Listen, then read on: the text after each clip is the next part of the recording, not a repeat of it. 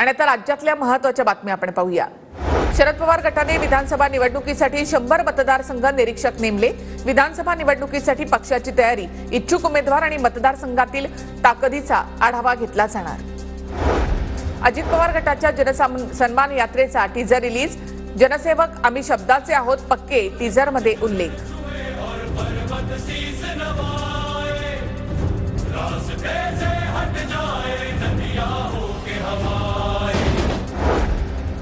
लाडकी बहीण योजना महाराष्ट्रामध्ये टिकणार, अशक्य गोष्ट शक्य करणं हीच माझी ओळख। विरोधकांच्या टीकेवर अजित पवारांचा ट्विटद्वारे उत्तर। मुख्यमंत्री लाडकी बहीण योजनेच्या विरोधातील जनहित याचिका उच्च न्यायालयाने फेटाळली। राज्य सरकारने कशा पद्धतीने योजना राबवाव्यात हे न्यायिक कार्यक्षेत्राचा भाग नाही, उच्च न्यायालयाचा निर्वाळा। छत्रपती संभाजीनगरमध्ये शेतकरी कर्जमाफीसाठी मराठा संघटना आक्रमक। अखिल भारतीय छावा संघटनेकडून मोर्चा। शेतकऱ्यांना सरसकट 5 लाखांची कर्जमाफी देण्याची मागणी। फडणवीसांनी बोलावली मुंबई महानगर मधील आमदारांची बैठक।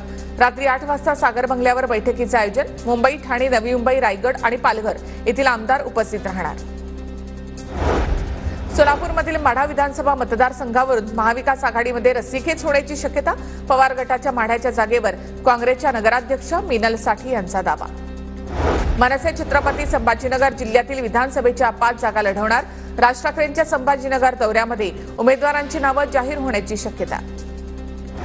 अमोल मिटकरी यांनी राज ठाकरे यांच्यावर केलेली टीका मनसे कार्यकर्त्यांच्या जिवारी। कार्यकर्त्यांच्या वाढदिवसाच्या निमित्तानं मिटकरींचा फोटो असलेला केक कापत निषेध व्यक्त। टोल माफी आंदोलनामधील काँग्रेसच्या 22 कार्यकर्त्यांवर गुन्हे दाखल। कोल्हापुरातील केडी टोल नाक्यावर झालेल्या आंदोलकांवर गुन्हे दाखल। पूर ओसरल्यानंतर नाशिकच्या गोदाकाठावर दगडांचा ढीग। होळकर पुला शेजारील बांधकाम साईटवरून दगड वाहून आले। महापालिका प्रशासनाकडून स्वच्छता सुरू। उजनी धरणामधून 1,26,300 क्युसेक पाण्याचा भीमा नदीपात्रामध्ये विसर्ग। जिल्ह्यातील अनेक बंधारे पाण्याखाली, तर अक्कलकोट, दक्षिण सोलापूर, मोहोळसह 7 तालुक्यांमधील 104 गावांना पुराचा धोका। सोलापुरातील भीमा नदी दुथडी भरून वाहू लागली। जिल्हा आपत्ती व्यवस्थापन समितीकडून जिल्ह्यातील पूर सदृश्य परिस्थितीचा आढावा। पंढरपूरमधील अंबाबाई पटांगण येथील व्यास नारायण झोपडपट्टीमधील अनेक घरांमध्ये पाणी शिरलं। पंढरपूरमधील जुना ऐतिहासिक दगडी पूल आणि इस्कॉन घाट पाण्याखाली। आंबेगावच्या पंचाळे खुर्दमधील पायथ्याशी डोंगराला भेगा। गावाच्या दोन्ही बाजूच्या रस्त्याला भेगा पडल्यामुळे जमीन सरकली। 45 कुटुंबांचं वास्तव्य धोक्यात। गोदावरीला आलेला पूर ओसरला। गंगापूर धरणामधला विसर्ग कमी केल्यामुळे पूर ओसरण्यास मदत। दुतोंड्या मारुतीच्या तळपायापर्यंत पाणी।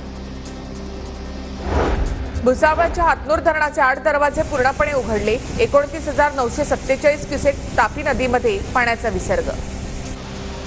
कोयना पाणलोट क्षेत्रामध्ये पावसाने विश्रांती घेतल्यामुळे कोयना धरणाचे दरवाजे बंद। पाण्याची आवक घटल्यामुळे धरण व्यवस्थापनाचा निर्णय, नदीकाठच्या गावांना दिलासा। राज्यातील 2,997 धरणांमध्ये 916.75 टीएमसी पाणीसाठा। राज्यभरातील एकूण 34 धरणांमधून पाण्याचा विसर्ग। पुण्याच्या भोर तालुक्यामधील नीरा देवघर धरणामधून पाण्याचा विसर्ग कमी। धरणामध्ये सध्या 96% पाणीसाठा। आवश्यकतेप्रमाणे विसर्ग कमी अधिक केला जाणार।